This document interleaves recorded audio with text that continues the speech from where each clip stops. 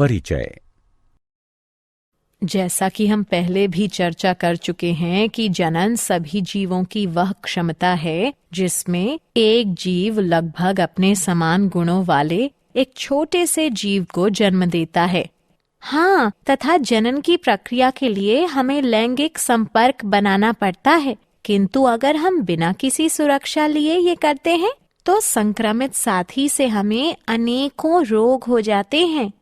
जनसंख्या में तीव्र तेज वृद्धि के कारण हम जनसंख्या विस्फोट का निरीक्षण करते हैं। हाँ, ये सब मृत्यु दर में कमी और जीवन काल में वृद्धि का परिणाम है। तो आओ इस पाठ में हम जनन के बारे में विस्तार से चर्चा करें। उद्देश्य। इस पाठ के अंत में आप निम्न करने में सक्षम हो जाएंगे: जनन स्वास्थ्य के महत्व को समझना, यौन संचारित रोगों को पहचानना, जनसंख्या के नियंत्रण की विधियों को समझना, लिंग अनुपात को समझना, जनसंख्या आकार को पहचानना।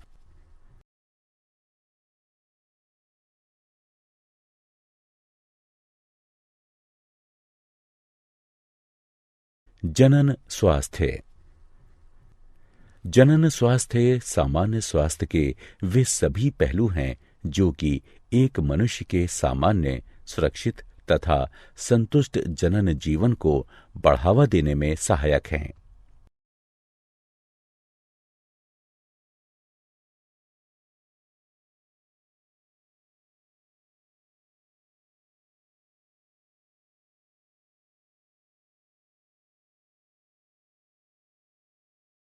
यौन संचारित रोग। वे रोग जो यौन संबंधों द्वारा एक संक्रमित प्राणी से स्वस्थ प्राणी में संचरित होते हैं, यौन संचारित रोग कहलाते हैं।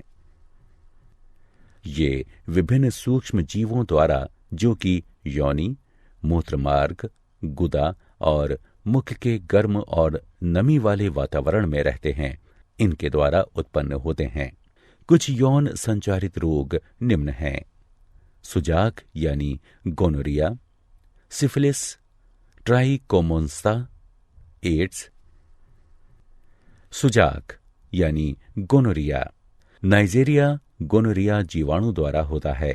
इस रोग का मुख्य लक्षण मूत्रोजनन मार्ग में सूजन तथा जलन है तथा पेशाब करते समय रोगी को अत्यधिक जलन महसूस होती है। यह जीवाणु नर के मूत्रमार्ग और मादा के गर्भाशय ग्रीवा को संदूषित करता है।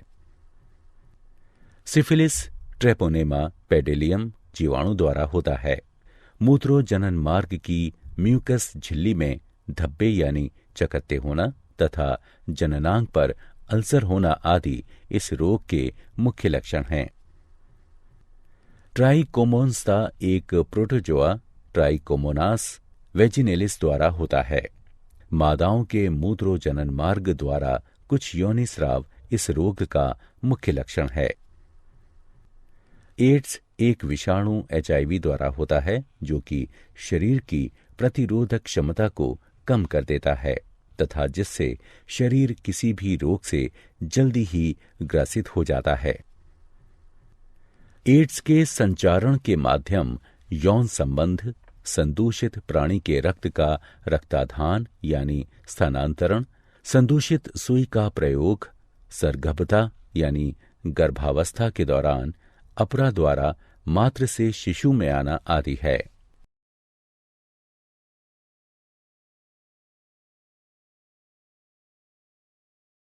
जन्म नियंत्रण की विधियां। सगर्भता गर्भावस्था का नियंत्रण करने के लिए अनेक तकनीकियां विकसित की गई हैं। ये मुख्यतः 3 प्रकार की होती हैं: यांत्रिक अवरोधक विधि, रासायनिक विधि, शल्य क्रियात्मक विधि।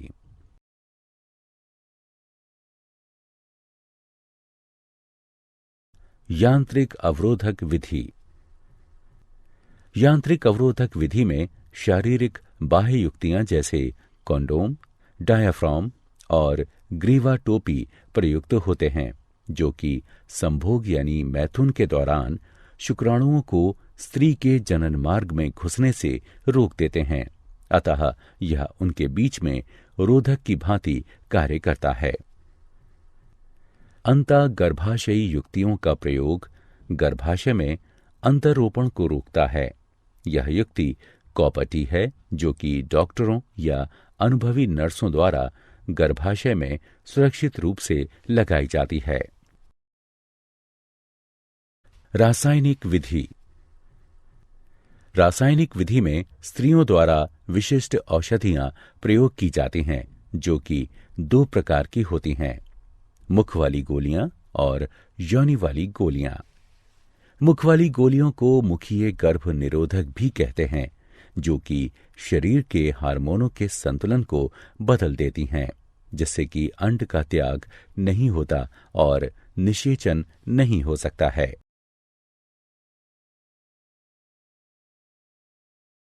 शल्य क्रियात्मक विधियां। शल्य क्रियात्मक विधियों में नरों में शुक्रवाहक के एक छोटे से हिस्से को काट या बांध दिया जाता है। इसे शुक्रवाहक उच्छेदन यानी वासेक्टोमी कहते हैं। अतः शुक्रवाहक रोधित हो जाता है।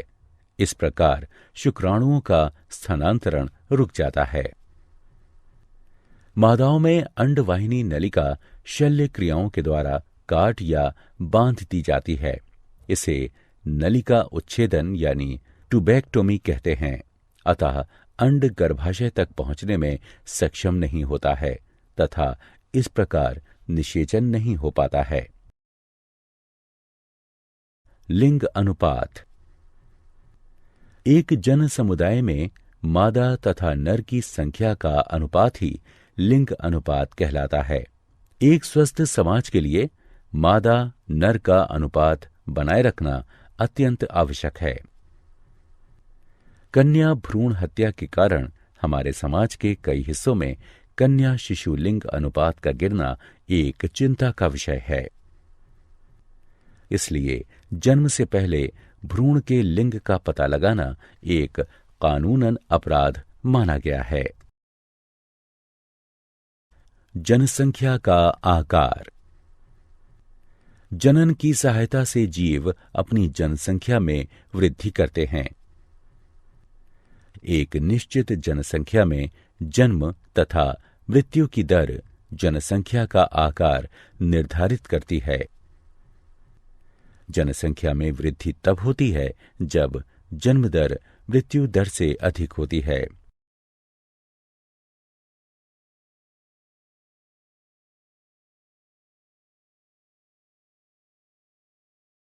क्या आप जानते हैं, मानव जनसंख्या वृद्धि की चरघातांकी अवस्था 1750 एडी में शुरू हुई थी। विश्व की मानव जनसंख्या अगले 30 वर्षों में 9.5 अरब तक पहुंच जाएगी। भारत ऐसा पहला देश बना जिसमें 1951 में सरकार द्वारा प्रवर्तित परिवार नियोजन को अपनाया। नाको राष्ट्रीय एड्स नियंत्रण संस्था। भारत ने 1987 में राष्ट्रीय एड्स नियंत्रण संस्था प्रारंभ की थी। प्रत्येक वर्ष 1 दिसंबर विश्व एड्स दिवस के रूप में मनाया जाता है।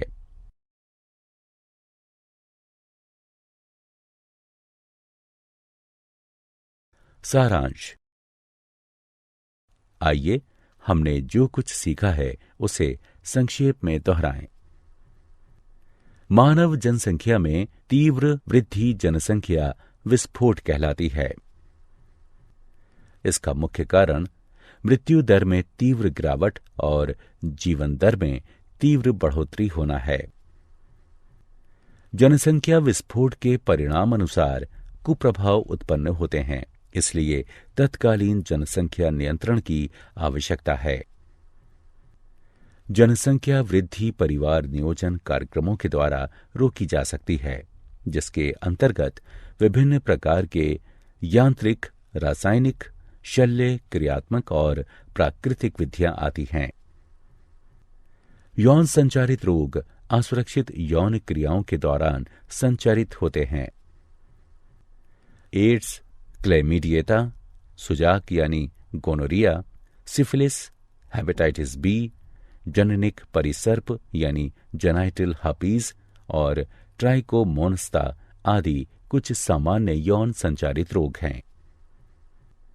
जीवन साथी के साथ वफादारी निभाकर तथा समलैंगिकता, वैश्यावृत्ति तथा अनेक लोगों के साथ सेक्स करने को रोककर इन्हें प्रबंधित तथा नियंत्रित किया जा सकता है।